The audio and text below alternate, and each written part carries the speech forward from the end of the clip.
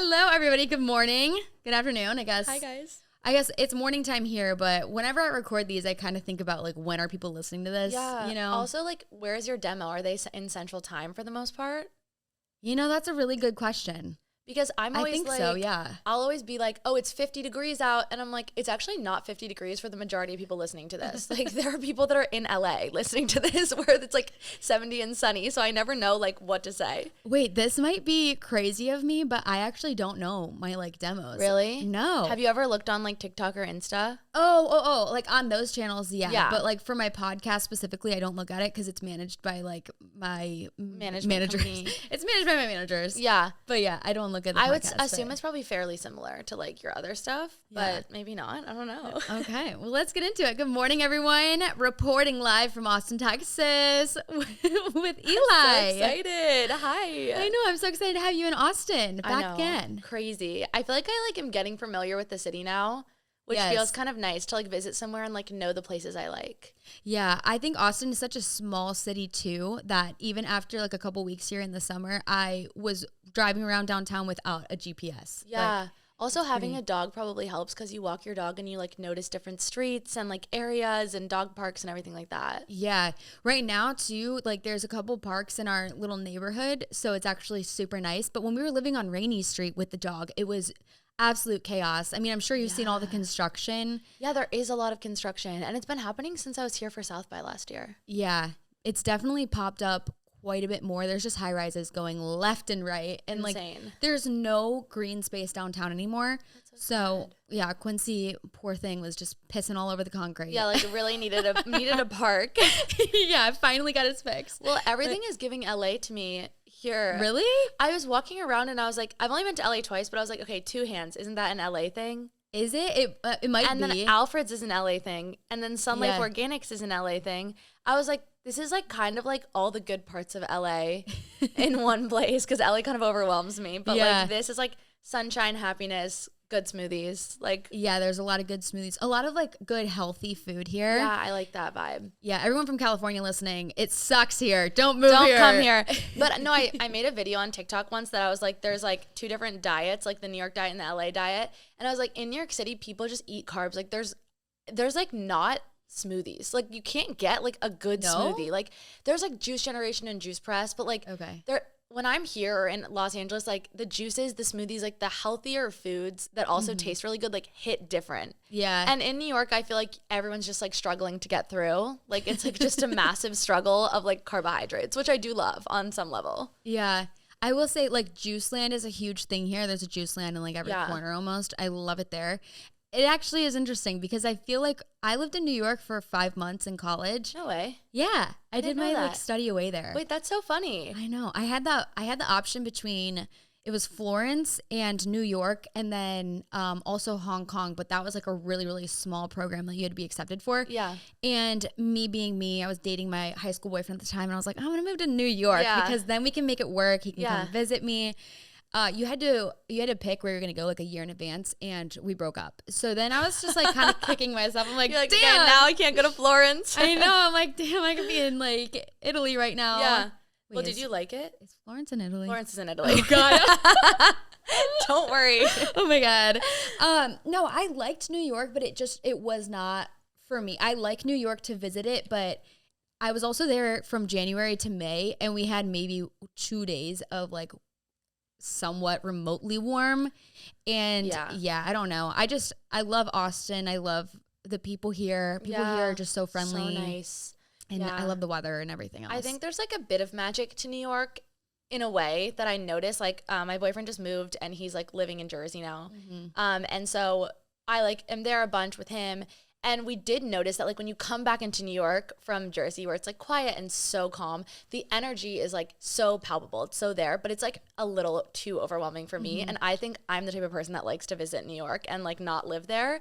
But like it's afforded me all these amazing opportunities. Like I love it for now, but like not for the long haul. Yeah, definitely. Definitely. I think I've seen a lot of people recently that are moving out of New York, I feel. Yeah, I was just, I think like it might have been Girl Boss Town. She was visiting for like some event and we got drinks.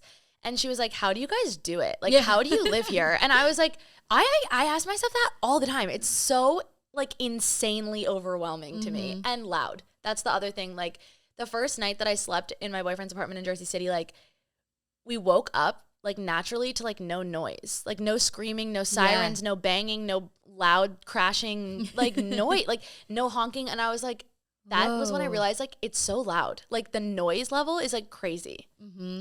Even, okay, I'm not going to say Austin is not even remotely comparable to New York, but living on Rainy Street, the construction and people just like out every night, having quiet peace to sleep, like, whoa, that's a game changer. Yeah, you're like, wow, I actually feel well rested. Like what's going on? Yeah, it's really nice. Yes. Okay, well, we're happy to have you here in Austin. Love and it. I want to talk about, okay, so my whole podcast, well, you followed me from the very beginning. Oh my God, from day one. Yes. So it's all about fun on weekdays and, like breaking out of your work life to enjoy your life outside of that, but also building a life that allows you to kind of pursue like your passions and everything. Yeah. So as a full-time content creator, influencer, podcast host, and now writer, I want you to talk kind of like, what does your day-to-day look like? Because I think for you, it's a little bit different than just someone who only does social media because you dip your toes in like so many other things. Yeah, that's a good question. So I feel like I always say this, like I keep saying like,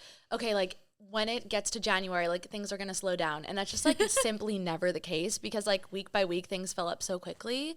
Mm-hmm. But I would say every single day I like get up at 7. I'm an early riser. I like to work out, usually in the mornings, like Pilates or just a walk or a run. And then every day I have to do some form of writing, whether that's like editing, because I'm in edits for my book right now. It was previously writing and like getting my deadlines together, so that'll fit somewhere into the day. I always have like lots of random like calls and interviews, and like I think like because I'm a journalist also, like first, because I went and got my master's in journalism and I worked in journalism for a while, a lot of like reporters will use me for their stories as a creator because they know like I'm easy to like get on the phone. They know I get it, like, and I get what they're trying to do as a source. So I do a lot of that kind of stuff, which is really fun. A lot of like chatting with people. I talk to a lot of girls at like a lot of colleges, so I always have that kind of stuff going on throughout the week. Of course, like TikTok, Instagram. I have like a semi-schedule for myself. Like on Instagram, I do like Monday and Wednesday. I have like my ask box up. I always try to like do something that's like collaborative with my followers every week on Instagram. And then TikTok, like I've been trying to put less pressure on myself, honestly, because I used to post like crazy amounts of TikToks, and then I was like, I don't need to do that. So I try to like pull back and make like a little plan for myself.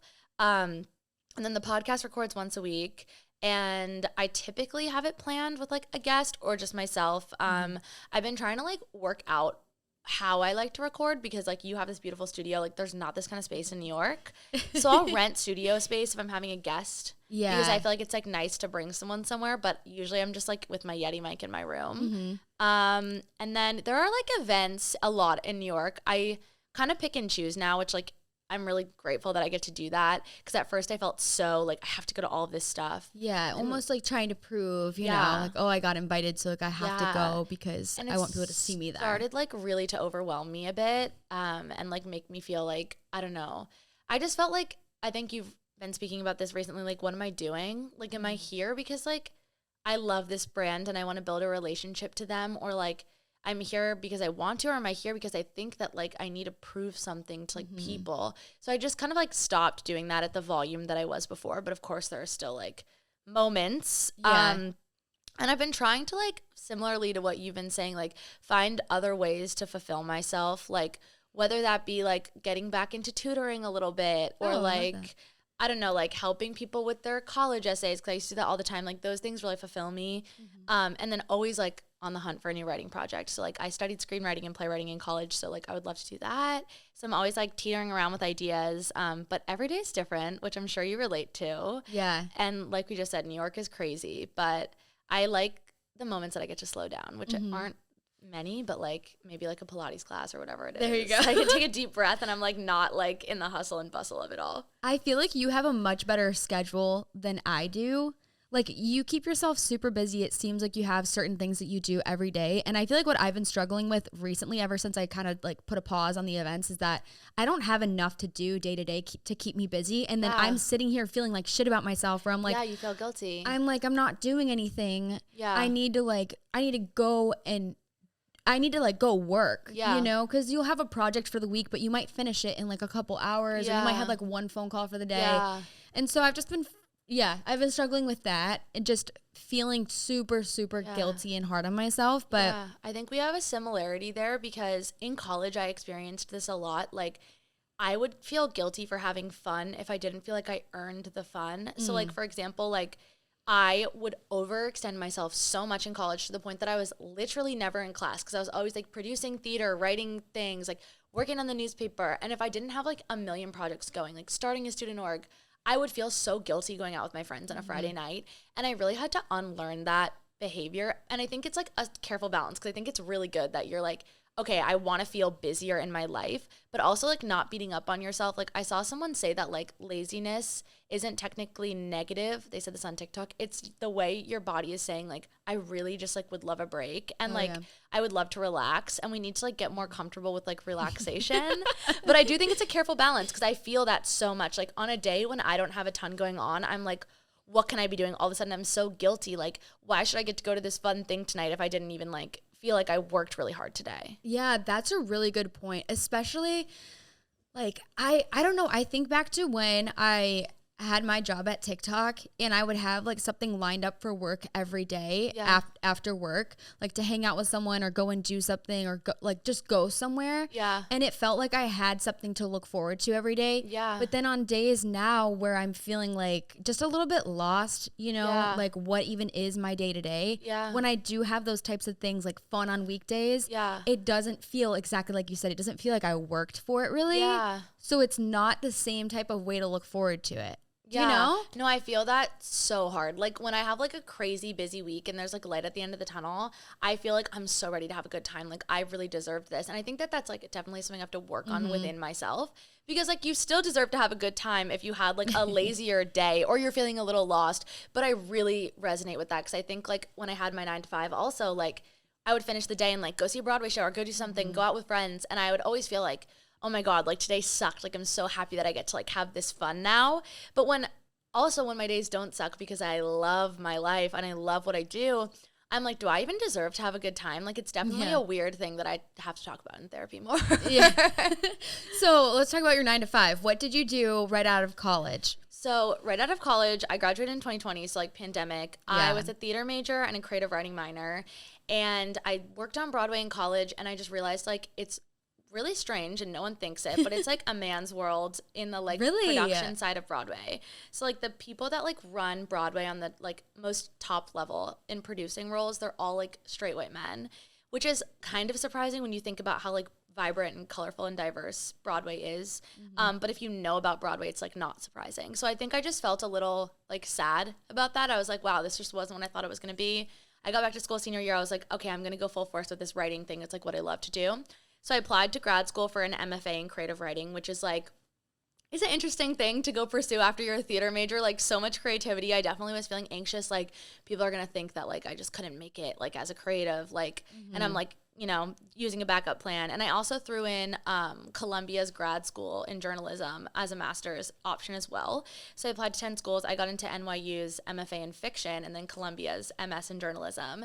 And my parents were like, our rule is like we paid for your undergrad, which I'm so lucky that and like privileged that even got to happen. But if you want grad school, you have to go pay for it yourself. So I had some money saved from like waitressing and just like saving up throughout my life. But just not nearly enough. So I had to look into like loans that I could get. And the MFA at NYU was just like really expensive. It like wasn't going to work. So I was like, okay, I'm going to Columbia, which I'm really grateful that I went. So I did that. And I was like, I'm going to do creative journalism and I'm going to figure out like how to get an agent and how to get a book deal. Like that's what I really wanted. Yeah. So I was like, I'm going to try to work at a magazine. Like I'm going to try to work at like Teen Vogue or like Cosmo. So I was like really like putting all my eggs in those baskets, and like it was like 2021 when I graduated, job market sucked, nothing was really happening. And my parents had cut me off. They were like, if you want to live in New York, you're getting a job. And I have these loans now. So I'm like, okay, I don't know what to do. So I got this job finally at this publication called Insurance Insider. Ooh, and it is fancy.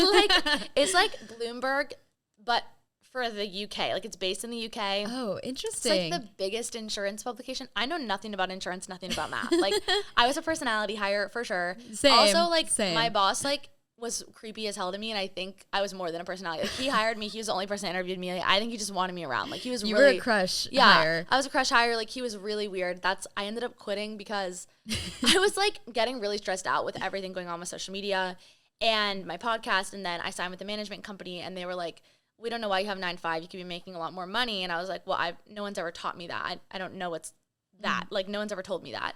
And at the same time, my boss had said, like, that I reminded him of Gabby Petito. Like, the girl, the YouTube vlogger whose boyfriend killed her. Yeah. And I was like, what the hell? And my parents were like, that's not okay. Like, you're quitting, like, and go to HR. So I, like, was like, I'm really uncomfortable. Like, I quit that day. Like, he had my address. Like, why did he say that? He was like, you're like a YouTube blogger like her. You kind of, like, look like her. Like, you're kind of giving Gabby Petito. I was like, you cannot say that. Also, that's so insensitive and just, like, not okay to say. That was the straw that broke the camel's back. I quit the job, and I was looking for other ones. Okay. But then I started making the rules lists, and TikTok just, like, blew up. So I was really, like, not going to leave journalism. And everybody always rags on me, like, you got this whole degree, you have these loans from an Ivy League school, and you don't even use it. And I'm like, I do use it, though, every single day. Like, writing and podcasting is journalism. Yeah, it really is. It's just a different form of it, like the non-traditional. Oh, yeah. And when I think about magazines, like, I actually can't think of the last time I ever read a magazine. No. Like, at least print of it. Yeah, you know? like, you'll read, like, the cut articles online, and, like, we listen to podcasts, and audio journalism is huge. Like, they taught it at Columbia. I took a class. Like, it's such a big thing, and, like, podcasting is, like, the new wave of journalism for sure. Oh, so call me a journalist. Yeah, then. You're a journalist. I always say TikTok is broadcast journalism, low-key, like, and people always laugh at that. But, yeah, I was going to get another job, but, like, I just decided to play it out and see what happened, and, like, I didn't look back, which was obviously a good gut instinct, but it was really wild. Yeah, I love hearing that about you. I mean, I feel like I know so much about you, but there's, like, those fine details, you know, that, like, it really makes everything come full circle. You're like, oh, that makes sense now. Yeah, so do you think that your background in journalism, like, really helped you in terms of, like, identifying yourself as a creator with your content?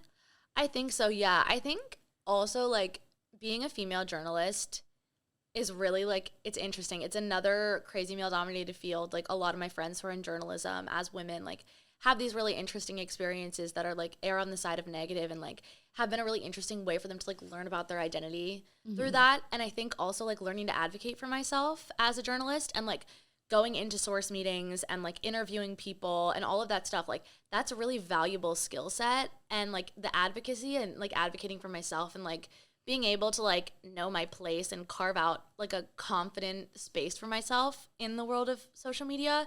Like, I learned that all from journalism, if that makes sense. And I think, like, we're all kind of, I mean, this is journalism. Like, that's what you're doing. And, like, you're interviewing me. Like, we are interviewing each other. Like, that's a skill set that, like, you have that I also was, like, able to develop through school. So I think for sure, but it definitely manifested in weird ways. It's so funny you say that, because you're looking at this as in, like, you learned this from journalism school. I'm looking at this like, I learned this from sorority recruitment, girl. No. Well, the other day I was talking to my roommate, and she went to the University of Arkansas, so, like, big sorority down there, like SEC, I think, school.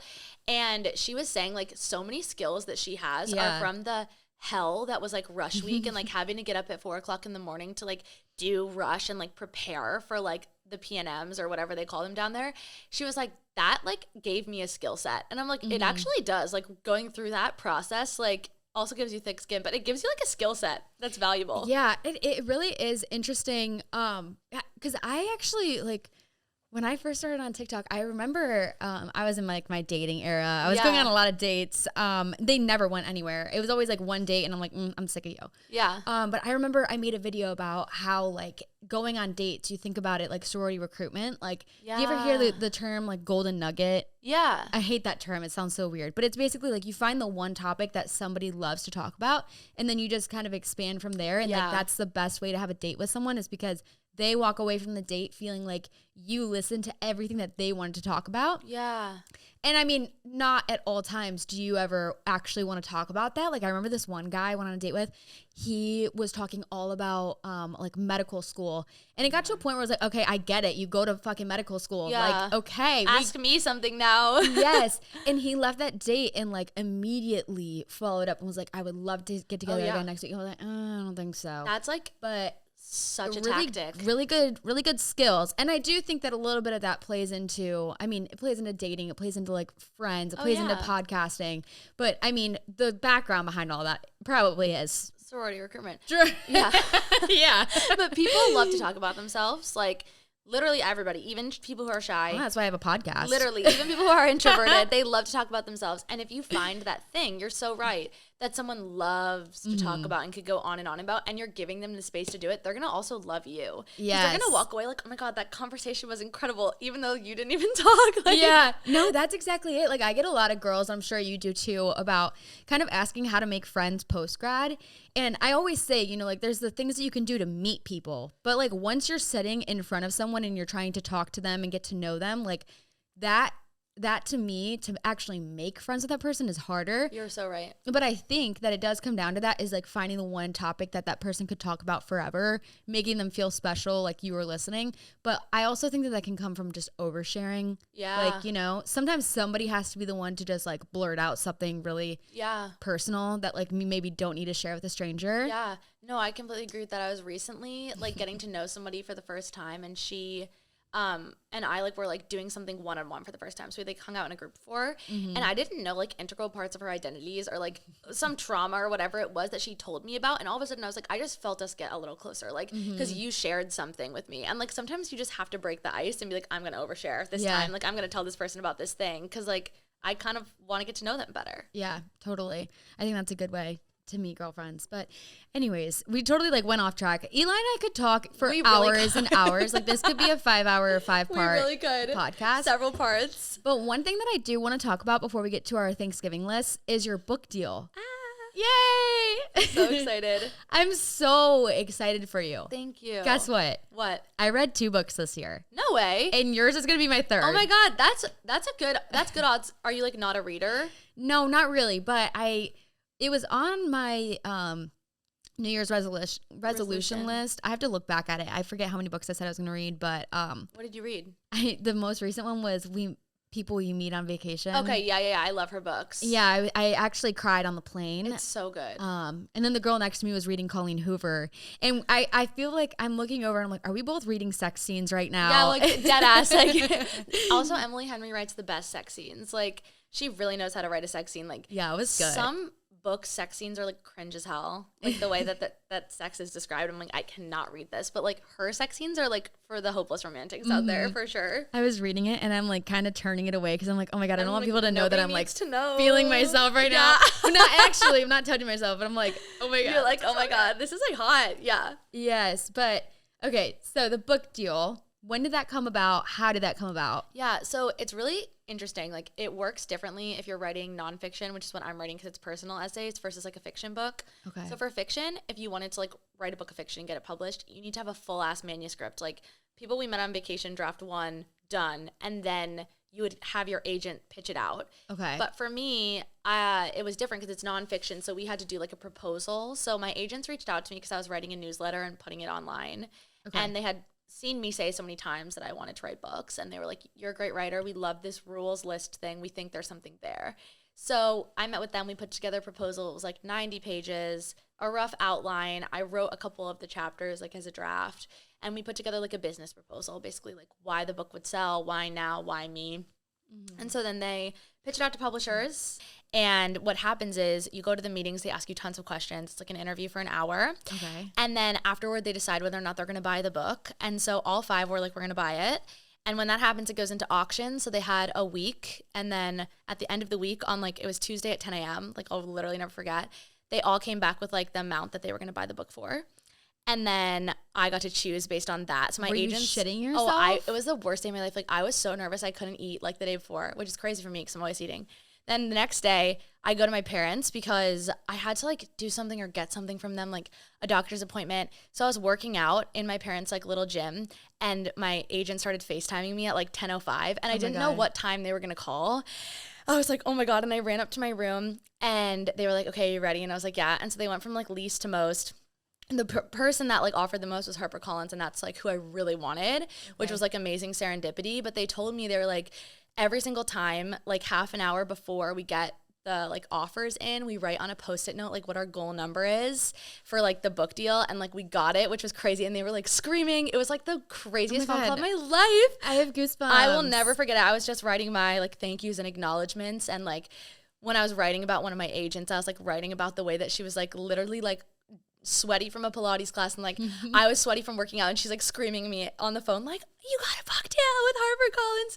It was just like crazy, and my parents like took me out to lunch and we celebrated, and it was amazing. But I love that. That was in April, and then I had to decide if I wanted to take 6 or 9 months to write. I decided 6 because the publishing industry is like notoriously backed up. Okay. But with COVID and supply chain, it's worse. And so there's like a ton of stuff going on with that. So I was like, I'm just going to take 6 months because I know I'll probably have a little bit more time just given like the fact that it's a bit slow. So now I'm delivering the book. That's like what they call it. It sounds like I'm giving birth on December 1st.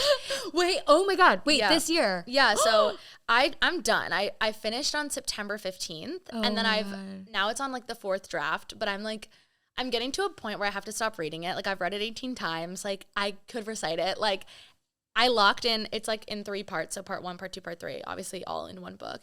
So part 1 is done and I'm just finishing the other 2. Okay. And then it'll go into like all sorts of craziness, like publishing meetings, marketing, the cover. We've had some meetings about the tagline, and now I'm waiting on like the release date and all that stuff. So it's crazy. Oh my gosh. I am just so happy for you. Thank you. Every time you post like a little excerpt on Instagram or whatever it is, I'm like, I read it back and it's so crazy to me that I'm reading like Eli's words. Oh my gosh. Because it feels like I'm reading like well, I mean, you are like a true author, but it's like, it's crazy that I know you know? That makes a lot of sense. I feel the same way about my writer friends. Like one of my friends has a book deal with Penguin Random House, and like, I just think she's the most amazing writer. And whenever I read her stuff and then I'm like out to brunch with her and I'm looking at her, I'm like, your brain is crazy. It is. It's just so wild. I'm so excited for you. Thank you. So would you say that you are a writer before a content creator? Yeah, I think it's interesting, and I want to like ask you the same question.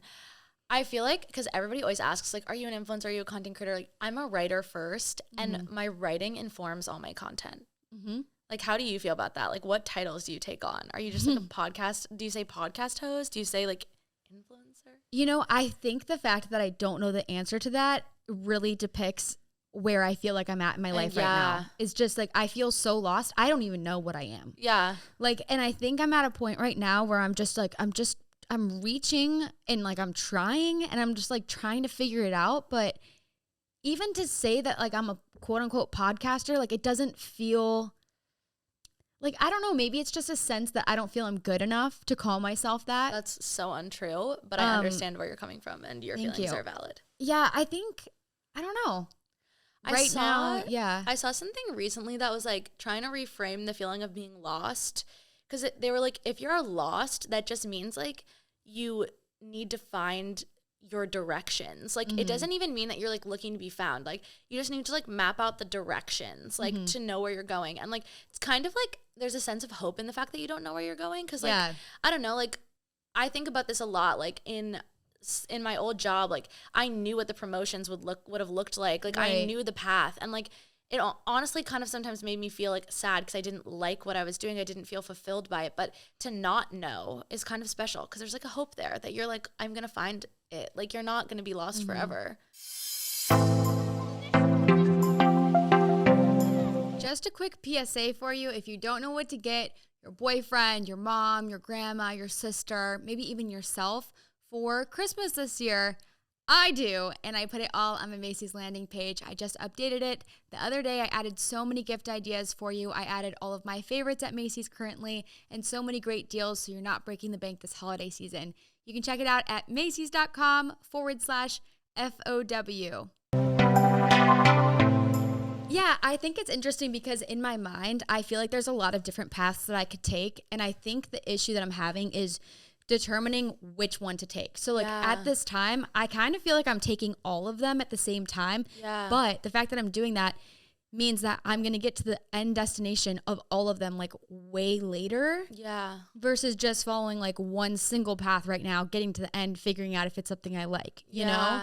But I've always been the kind of person like you. I like to dip my toes in a lot of things. I like to be busy. So I feel like right now like we were talking about this before, but I've been having the interviews for like these bridal stores, like getting back into bridal.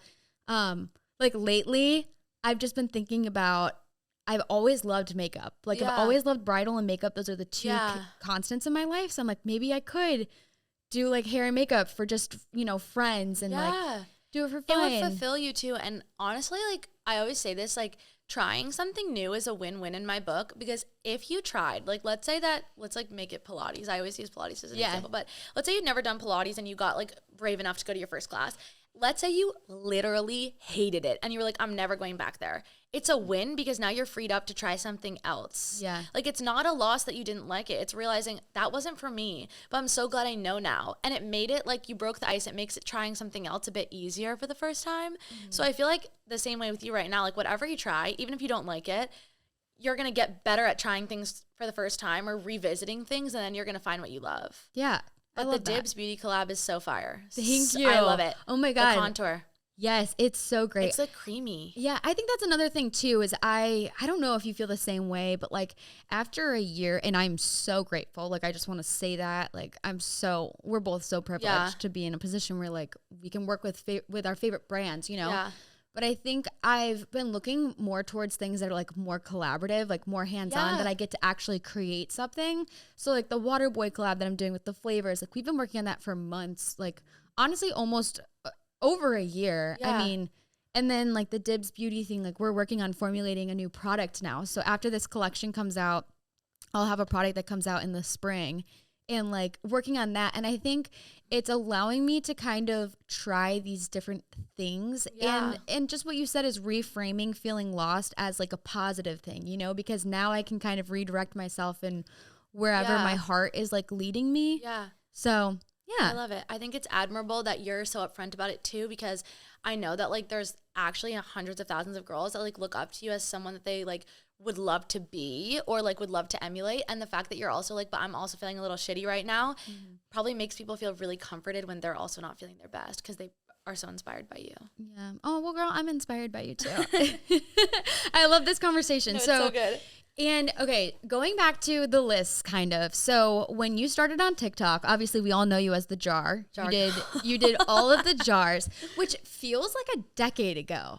Oh, it feels so long ago. And like it was almost 3 years ago. It's wild. Which is like crazy. But like it does feel like a really long time ago. And like the fact that like, I know you feel this too, but like the eras that we went through on TikTok, like people like came on at different points. Like there were jar people, there were list people, like there are people that know me because of like my astrology videos, or like Salt Your Coffee, which was like 2 years ago, or like there's like so many iterations. Salt Your Coffee? Yeah, I had this like mega viral video of like 8 million views where I was like making a caramel iced latte, but I was like, it was giving ADHD that day. Like it was coming out. I was like so erratic, and I was like, this is how you make a coffee, and I like put all this salt in it, because I was like trying to make like a salted caramel latte, and like it was just like erratic and like such a mess. Was it good? It's actually good. And then New York Times Cooking like put out an article like months later that was like, when you add a pinch of salt into black coffee, it cuts the bitterness. Oh. So I was like onto something there, clearly. Yeah, but, there you go. It was just really funny. Like that was like a viral moment that people followed me for. So I feel like you have eras, and I'm sure you like get that too. Yeah, I have a few, honestly. It's funny because like not a lot of people that follow me currently, there's a small handful of people that know like the original like resume story. I mean, everyone that listens to my podcast, I think at this point knows it. Like these are like my people. Yeah. But then you have like the home decorating. Like I'm so sorry to everyone for like putting you through that. That was horrible. I loved it. Okay, this is my thing about that. That was fun. And even the people that were like, this looks super bad, or like they're being hatery, like, okay, like it was a collaborative thing. Like people on the internet love to have input and say, like, you know, when you make a video and you're like, I don't know what shoes to wear with this outfit, those always do well because people love to like help you build an outfit, or like tell you to move your couch. Like people love that shit. I know. You know what my issue is though, is that like when I get the answer that I don't want, sometimes it makes you like a little bit irritated. Yeah. Like irritated with myself mainly. Yeah. But then sometimes it kind of portrays, you know, like I'm asking for help, but then I don't do what people say. Yeah. But I think I'm asking for help because I'm expecting a different outcome. Yeah. And then I get the outcome. Or you know, when you ask for help, you ask for people's advice just because you want to know what you truly want. Because when you start seeing like let's just say like you said like pink or blue, and like you secretly deep down wanted pink, and everyone's saying blue, you're gonna realize like, okay, I definitely want pink. Like I'm feeling really weird about this. But then I'm gonna do the pink, and people are gonna be like, why didn't you just listen up front? You should have listened to us.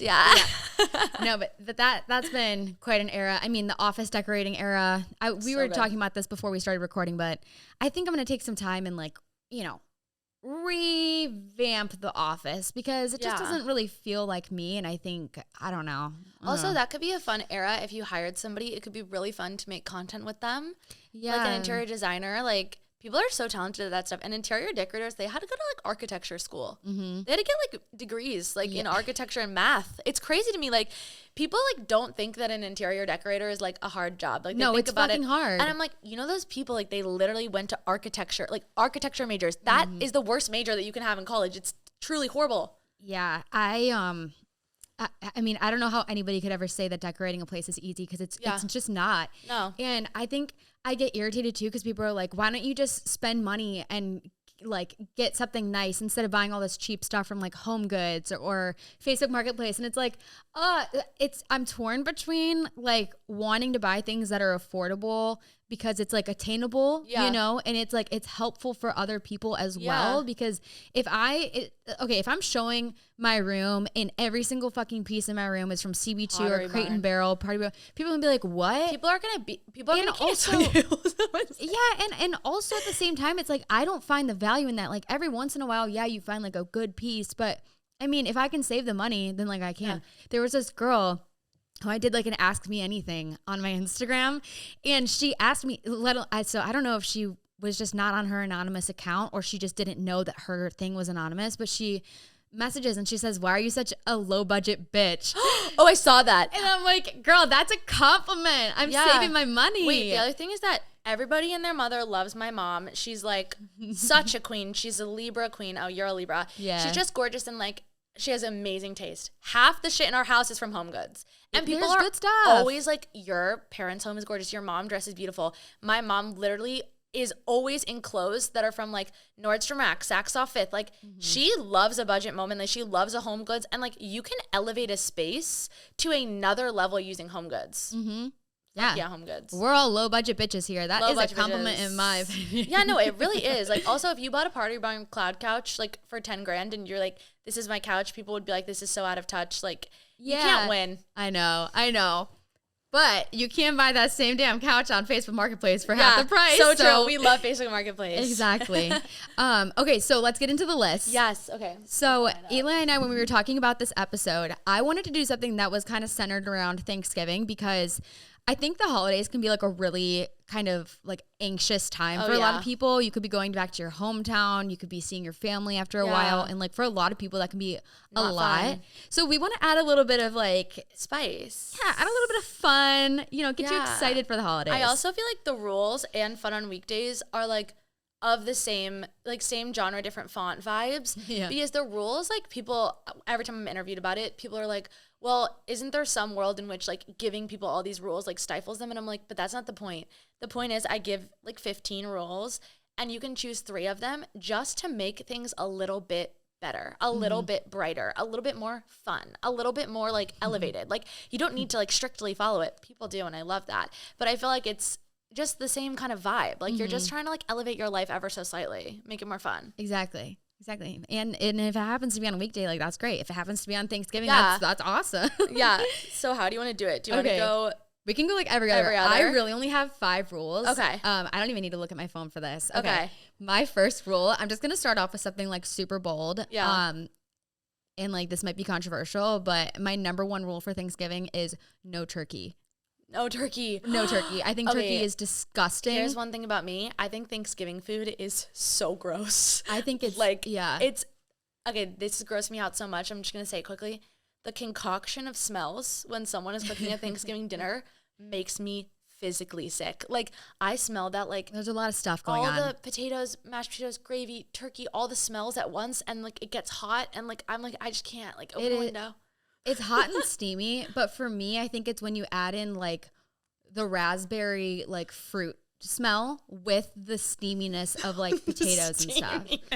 You know, it's so like gross. it's a little bit damp in that room. I do have a rule. It's like number 6, but let's all agree turkey is dry. Oh, my dad's a chef, and he says that there's no way to like truly cook a turkey well. Like you can do it the best that you can, but it's not like cooking like a chicken or like a ham when like you can really make a really nice moment for yourself. Like it can't really be that good. Like there's a ceiling. Yeah.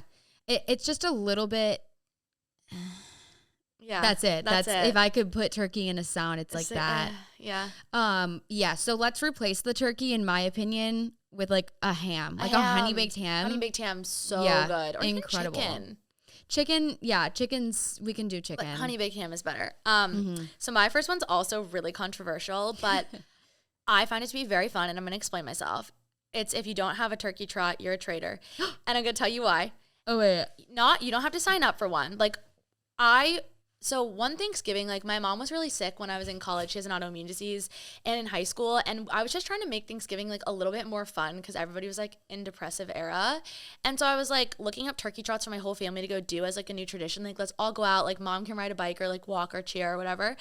And I couldn't find any in our area. So like 6 years ago, I like made one up. Like I bought prizes. I like got all of our family friends, my whole family, sent out a group text, like picked a location. I made the rules. It's like 2.5 miles. And the rule is all 30 of us run, and it's on the beach, on the boardwalk. We run out together. So the first, like the way out to the turn point, we all have to stay in a pack. So like my grandma is running with us, like everybody together, like slowest people, fastest people. And then when you hit the turn point, it becomes a race. So we wait for everyone to get there as a pack, and then it becomes the way back as a race. And we do like little prizes. And then afterwards we have breakfast and coffee, and like you can ride a bike. Like we made it up. It's not a real turkey trot, and it's my favorite part of Thanksgiving. Everybody's. Okay, well, I feel like a huge bitch now because my number 2 was no turkey trot. I knew it was gonna be.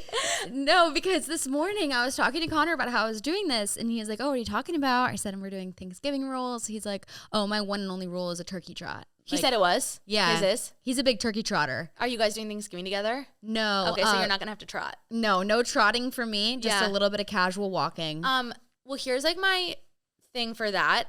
In the same vein of mine, another idea to like elevate family spirits that's not a trot is doing an appetizer contest. Oh, okay, where that's everybody cute. has to show up with an appetizer, and then everybody judges anonymously and like votes on their favorite, and you can't vote on your own. Kind of fun. Okay. I like that. That's a fun idea instead of the trot to bring the family together. Yeah. We usually like, God, what do we do? Honestly, like now, it's so interesting how the dynamics of like your family changes when you become an adult. Yeah. Because now when I go home for the holidays, I'm like so excited to see my family and just hang out with them and like have a glass of wine at dinner. Actually, you know what we do is we make TikToks. That's so fun. And my dad fucking because your dad loves TikTok. Your dad's so cute. Yeah. I'm sure we'll have some type of skit that he's probably planning. But we'll like, I don't know. When I used to go home in like college, I think I was going home a lot of times because I was so excited to see my friends from high school. Yeah.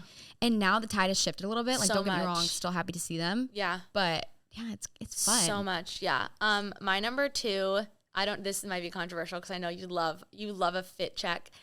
Dressing up for me is a low-key no. I don't get why we fucking dress up to stay at our house. Like, what the fuck is that? Jeans are fine. Like, these jeans are so fucking baggy. Like, I'll wear them because then I can, like, fit in all the food. And a sweater. Like, I love a Thanksgiving fit that I see on Insta. I'm like, cute. But in my brain, and my cousins and I always say this, I'm like, we are literally walking down the stairs to the kitchen. Like, why are we getting dressed up? That is a good point. You know what's funny is like just picturing myself in a pair of leather pants and heels just to like sit at my grandma's table. Yeah, like where you always go, like on Christmas Eve, we wear pajamas at my house because we're like for our Christmas Eve party, that's like a fancy dinner because we're at our home. We're not leaving. Yeah. Like everyone should be comfy. Okay. I might, you know what? We are like on complete different wavelengths. Is your number 3 like dress up is just for success? Like no. My number 3, along those lines though, was dress to impress your cool aunt. Oh, that's not your ex-boyfriend. Okay, that's actually really good because that's a good Wednesday night before Thanksgiving rule. Because I always say, like, you have to, when you're going to see an ex, it's all about success and silence. Like, be brief, be polite, and just, like, thrive. That's what makes people, like, WTF. You're, like, mysterious a little bit. Yeah, so wear something to, like impress your hot, cool aunt and not your ex. That's such a good one. You know what I realized is, I mean, everybody has like a cool aunt, Oh, for you sure. know? And so every year, like me and my sisters will be like, ooh, like Aunt Leslie's gonna like my outfit. And it's kind of like who does Aunt Leslie compliment first? Like, last time I saw her, she complimented my slick back bun. And I was like, hell You're yeah. like, fuck yeah, I'm wearing a this slick every back day. bun on Thanksgiving this year. Yeah. But yeah, no, it really is. I mean, when I think back to like when I would go home for Thanksgiving and I was still hung up on my ex, I would always put so much pressure on the outfit to think that like he thought I looked good. Yeah. But then I'm like, he's literally not going to notice that I bought this shirt from he doesn't even care. Wherever, whatever. Like, it doesn't matter at all. Yeah. And so I think it's a lot more fun to try to dress to impress the girls because they're the ones that are going to notice, you know? You're so right. I love that. My next one is eat breakfast. And the reason is like, there's so much eating disorder coded content around the holidays, but especially like I see all the time people being like, oh, like I'm skipping breakfast because like I'm going to eat so much later. And I feel like there's something to be said, like if you know you're having a huge meal at 3 p.m., like just keeping it small and light. But like I do not think that we should be skipping meals because we know we're going to eat. Like doesn't make sense to me. And I always try to like reiterate that on my TikTok. Like you're allowed to have breakfast because it's Thanksgiving doesn't mean that you can't. I think too, when you're eating consistently throughout the day, like I feel better. Oh, I feel way better. I feel so much better. I'm such a bitch when I don't eat. I get so hangry. Yeah. And also I think, like I've been really trying to be intentional with myself and like eating when I'm hungry until I'm full. And when I don't eat throughout the day, I can't gauge what that is and like listening to my body. So eat breakfast is my next one. That's a good one. Okay. Get me with another list because I really only have like 2 more. Okay. So my next one is the theme of the music is Christmas music that you could do a lap dance to. Hear me out. Like not like have a holiday like Christmas, like Kelly Clarkson Christmas music, like really sassy, fun, like any of that vibe, like Kelly Clarkson, Justin Bieber, Ariana Grande. I was gonna say Justin like Bieber. that's the Christmas music that's on. I think that Thanksgiving is like, I don't really love Thanksgiving. I like spending time with my family, but I feel like it's a Christmas kickoff. It is. It's the pregame for Christmas. Truly, it really is. Christmas pregame, just like a month in advance. Yes. My next one is if you don't celebrate. If like I wasn't gonna celebrate Thanksgiving or if I was not able to go home, I would eat sushi and watch Gossip Girl. Just like comforting. That's like my rule for if I wasn't gonna celebrate. Yeah, there's a lot of people that like, I mean, I have like a lot of friends that aren't going home for Thanksgiving this year. Luckily, my family's coming to me, but a lot of people just spend it with their friends or they spend it alone. I think as long as you make the day like your ideal day, I think that's a good Thanksgiving. Yeah, hit me with one of yours. It's not like we even want to eat like the Thanksgiving food anyway. No, it's nasty. Like, I'd rather have sushi. Yeah. Pumpkin pie to me is like a hit or miss though. If it's good, it's good. Pumpkin cheesecake is really good. Oh, I'm good with that. That's good. I'm better with let's replace the pumpkin pie, the apple pie with just a pumpkin roll. Oh yeah, with like the cream cheese in roll. there. Yeah, so good. Yes. Okay, give me a next. Okay, rule. So one of my next rules was, you know how you were saying like when you see your ex during Thanksgiving, it's like it's Blackout Wednesday they call it. You know, the night before you're going to your small town bar. The fact that I'm giving this advice and I've never fucking done it in my life, like, but I wish that I could, and I'm past it now, so I'm not going to. But I think when you see your ex, like, buy them a drink and then just walk away. Like, just don't even talk to them. That's so good. Because it gives you your fix of being like, he's going to wonder. Yeah. That might be toxic advice. I don't know. Like, but, I have so many toxic Wednesday before Thanksgiving stories. Like, yeah. I just, like, really was, like, dumpster diving to the high school. Like, like ghosts of Christmas past. Like, literally, like, all the high school boyfriends. Like, any man who, like, I even considered attractive in high school. Like, I did all of that toxic shit.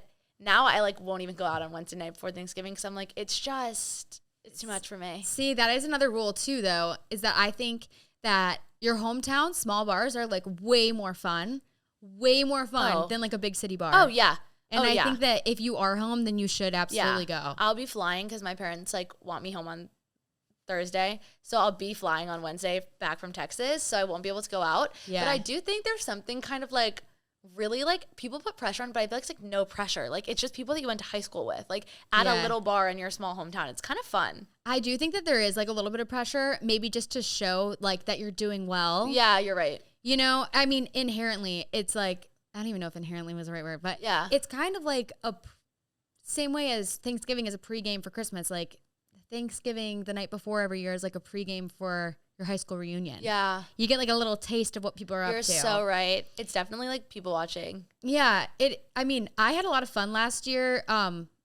I will say though, like every year with my group of friends from high school, we always do a Friendsgiving or we do like a Christmas party. Yeah. And we went out last year and I actually just had so much more fun like getting together with my friends in an intimate setting because the people that you actually want to talk and catch up with, like if you're all in the same space, you can do that. But if you're out at the bars, everyone gets separated. Like I lost my phone last year. No. My mom had to come pick me up from downtown Willoughby. It's not giving. Yeah, it was not giving. And all my girlfriends were sleeping over my house, and they got home before I did. Yeah, at my family house. And they're like, "Where is Jenna?" And I lost my phone. That's so funny. And I'm like, "Oh my god!" You know, it gets a little messy, it gets a little chaotic, but sometimes I'm like here for it. It's a good story the next day. I like that you're giving the chaotic ones because I have like a nice one. That's like very wholesome. Okay. It's called the Gratitude Round Robin. I think a lot of people do this, but I really think it's fun to go around and say like what you've been grateful for in the last year. That's sweet. At Thanksgiving dinner. Or like I did it at a Friendsgiving with my friends recently, and like I don't know, I think it's nice to hear what people are grateful for, like beyond just like grateful for family, friends, and health, like obviously. But like to hear like the things that they're really reflecting on is sweet. That is nice too. I think it kind of forces people to be a little sentimental. A little sentimental, yeah. I like that. Okay, this is actually huge. I have to ask you. So you're either a 3 to 5:30 Thanksgiving dinner family or a 5:30 to 8 p.m. Like, do you eat in the afternoon to the early evening or the early evening to the evening? So my family, specifically my mom's side of the family, is like a 3 p.m. to midnight. Yeah, that's what ours is too. Yeah, like there's no stopping. Like we talk nonstop. Yeah. And we're just spilling all the tea. Like, see, what happens is we have the hors d'oeuvres, we have the appetizers. We're sitting around, we're getting our glass of wine. Everyone's kind of, getting fueled up. Then we all stand around, watch my grandpa cut the turkey. Aww. I'm like, hand over mouth, like, I'm gonna barf. Like, I can't vomit, watch this. Get this turkey away from me. My grandma's talking about the gizzard and like she's boiling the turkey liver. I'm like, oh, this is too much. I can't. But then we sit down, we have the dinner. My mom's side of the family talks forever. I love that. That's where I get it from. And then after dinner, the guys kind of go away, and then we have our girl talk. Oh, so that's it's like so fun. Me, my grandma, my sisters, my mom, my aunts. I love that. Yeah, and then that goes like all night. Do you have like, because this is another one of my rules, is the tradition of the non-tradition. So bringing in something that like, because there are Thanksgiving traditions that everybody does, like have a turkey. But do you have any like things that your family does that like not everybody does?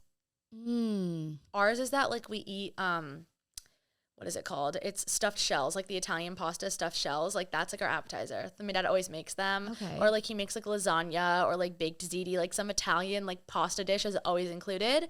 And it's just really funny. Like I don't know why we do that, but that's like our tradition that's non-traditional. That sounds so good. It's so good, yeah. I don't know if we have anything. I don't know if we have any for Thanksgiving specifically. We have a lot for Christmas. Yeah. Is it turkey that you have a wishbone? I think so. If the wishbone comes from a turkey, we do the wishbone. And it's pretty disgusting. Like you take out the wishbone, you dry it out, and it's just like it's got like a little bit of meat remnants on it. It's just sitting on the counter. It's just like it's pretty gross. Yeah, we don't do that.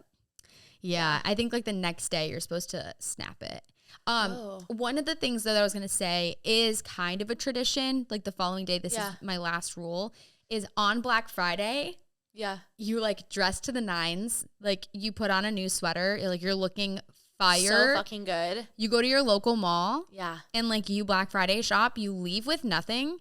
And part of that is because half of the stores in your small town are abandoned. But like it's still just the act of dressing up and going out for Black Friday. Yeah. I remember in high school, I thought it was like such a serve to like wake up at 4 a.m. and go Black Friday shopping. But like there wasn't like any deals. Like the mall was like kind of deserted. Like there was like a Dunkin' Donuts open and we were like, this is a sleigh. And like we'd go to Bath and Body Works. Like Bath and Body has the deals. They have the deals and Yankee Candle. Like, if anyone's in the market for a Yankee Candle. Yeah, our store has, like, literally nothing in it, like, at all. It's actually really sad. So then we would go to, like, the rich people mall. Oh, yeah. So we would go there for it, and then we always go to dinner after. And it's just always, like, a fun girls' day, and the guys usually, like, go to a football game or bowling or something like that. Will you do that this year in Austin? I think this year, we're going to go bowling on really Thanksgiving night. My family's coming to Texas. They're going to be in San Antonio. My grandma and aunt and uncle, they have an Airbnb. And then my sister has a house in like my parents are staying with her. And Okay. it's like a whole story. That's but really fun. yeah, I don't know what we're going to do for like dinner yet. Yeah. Hopefully no turkey. No turkey. I have 2 more. Okay. So the first one is, and everyone has to do this, it's an iPhone game called Psych that you can download. Oh. Have you played it before? Love. So like the rules are, we play that. Summarize them quickly. It's like everybody has like puts their name in, and then it gives a question, and the question will be like, if Eli and Jenna were abandoned on an island, like what would they bring? And everyone has to type in an answer, and it's anonymous, and then everybody has to vote on what they think is the funniest. But once you've had a few drinks and you're playing with your family, it's such a roast. Yeah. And it's hilarious. And we always play that after dinner. I love that game. You can hook it up to your TV too. Oh, like Quiplash. Yes, Quiplash. Oh, that's a big one. I love that. So fun. I'm going to be honest. When you said Psych, I was thinking of that Ellen DeGeneres Heads Up game. I love that game That game, too. when you're hammered, is the most fun. It's Yeah. hilarious. It's fun. And then my last one is, once things are winding down, at like 11:30 midnight, you have another piece of pie. Like you've had dessert like at like 8 or 9, or probably for my family, it'd be like 7:38. But things are winding down and you go in the fridge, you get another piece. Like you have to end the day with like some little dessert. Yeah, for me, it's the pumpkin roll. The pumpkin roll. The pumpkin roll. I'm kind of concerned about Thanksgiving this year because I have always been gluten intolerant, but it recently got really bad. So now it's recently like, it can't touch things, and I can't have sauces that have flour. Oh and my like, gosh. it's really horrible. And my family like never cooks gluten-free food. So I don't know.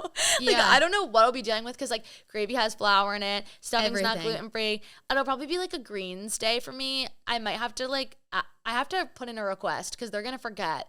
And I have to ask my grandma, like, can you try to make the pie crust gluten-free, or like, is that gonna be a no? It's going to crumble. She's going to be like, No, she's gonna be like, absolutely not. My dad also like thinks that being gluten-free is atrocious because he's like Italian, and like in Italy, like apparently the reason that we have gluten intolerance and or like celiac disease is because the preservatives in American gluten products are like impossible for people to digest. So we developed like intolerance to those, which then turned into intolerance to all wheat products. oh my God. Because in Europe, there's not at the same volume of like people that are allergic to. You know when you go to Europe and you're eating carbs all day but you don't feel sick? Yeah. And like whole milk cappuccinos that I would never even dare to drink in America. Like their food just hits different there. So my dad just thinks it's like fake. I mean, I think I believe you. Yeah. Last year I was trying to be gluten and dairy free. I was like doing really well, and then it was Thanksgiving. I went home and it's like nothing in Ohio is gluten or dairy free. Yeah. Like nothing at all.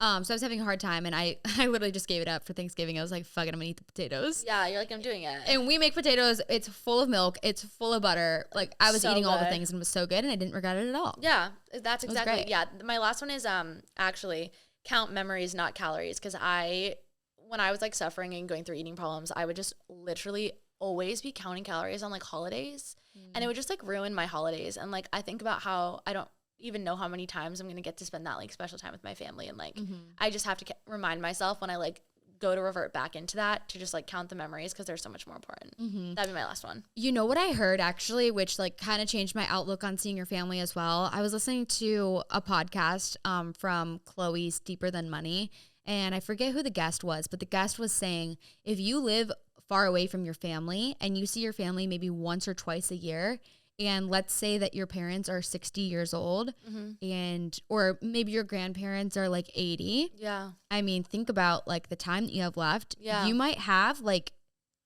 10 more Thanksgivings left with your family. That's So when you think about it true. like that versus like years, and you just think about like the actual moments left, I think it really does help you be like a little bit more Perspective. present. Yeah. Yeah, I used to be so annoyed. Like in high school, not annoyed, I shouldn't say that, but I always used to like want to go to my boyfriend's house after. Oh, Or yeah. I wanted to like go sleep over my friend's house. Yeah. And I get now like why it made my mom so upset, because she's like, we don't get to see you ever. Yeah. And it's like, well, I don't get to see my friends. But now I'm like, my friends I can go and visit whenever, you know, like your No. family is different. Yeah, So it makes me so sad too, thinking about like not seeing, like I want to be around my family all the time, and I'm so lucky I have such like a healthy relationship with them.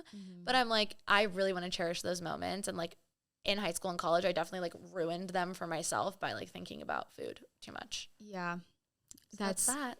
well, you guys, we just gave you a ton of ways. A ton of rules. ton of Spice ways it up. to have the best Thanksgiving ever. Yes. This was a great This Thanksgiving was so pregame fun. day This to was hang so out. fun. I know. I'm so thankful that you were thankful that you're able to come, and glad to have you in Austin. I'm sure we'll see you back here. Yeah, for sure. And you have to come on Miss Congeniality next time you're in New York. Would love to. We'll make New York a little less overwhelming, and we'll just get away. I'm totally down for that. Well, you guys, I hope you enjoyed this episode. Happy Thanksgiving. Happy Thanksgiving, guys. Happy holidays. Enjoy the time with your family. Yes. Enjoy the time with friends. Eat lots of food. And I'll talk to you next Tuesday. Bye. So by the time that you're listening to this episode, it either is Thanksgiving Day or Thanksgiving has already passed. And I love this episode. We had so much fun recording it. While it is super lighthearted, I did want to take a moment and just share what I'm thankful for this year for this Thanksgiving. Of course, my friends and family have been so supportive over this past year, since last year when I quit my job and going into a new endeavor with Fun on Weekdays. But I'm also I cannot even express how grateful I am for all of you guys that listen every single week, or this is your first time listening. All of your support, no matter how big or how small, means the absolute world to me. And I could never, ever end this episode without giving a huge thank you to Macy's. They have been my sponsor for Fun on Weekdays podcast since the beginning of 2022. And as we approach the end of the year, it's crazy to think that I've been working with Macy's for a year now, and the growth that I've had and their support has just been unwavering, and I cannot thank them enough. Over the past year, I have been accumulating a landing page of all of my favorite items at Macy's. I update it every month. You can check it out at macys.com/FOW. And I hope you think of me when you think of Macy's. Happy holiday season this year, and thank you all so much. I am so grateful.